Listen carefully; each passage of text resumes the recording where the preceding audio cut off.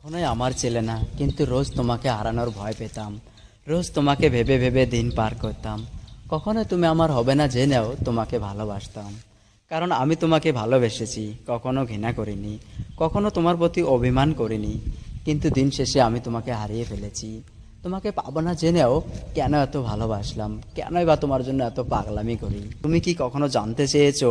কারণ আমি তোমাকে ভালোবেসেছিলাম, তোমার সাথে টাইম পাস করিনি।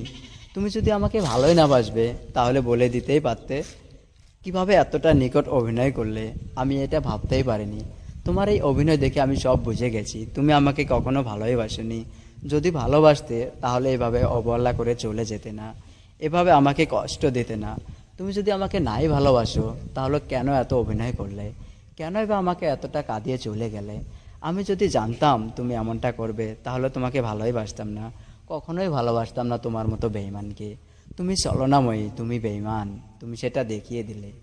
তোমাকে ভালোবেসে আর কিছু পাই বা না পাই, শুধু কষ্টই পেয়ে গেছি, এছাড়া আর কিছুই পাইনি। কিন্তু তারপরেও আমি তোমাকে ভালোবাসি, কিন্তু তুমি সে ভালোবাসার মূল্য দিলে না।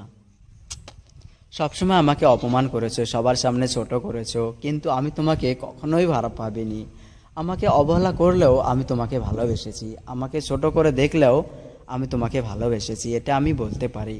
আমার ভালোবাসার মধ্যে কোনো বেইমানি ছিল না, আমার ভালোবাসার মধ্যে কোনো ছলনা ছিল না, যেটা তুমি বুঝতেই পারলে না।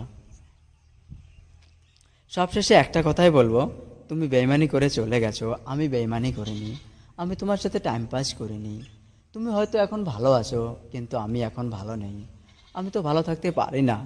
তোমাকে যদি ভালোই না বাসতাম তাহলে কি আর এত কান্নাকাটি করতাম?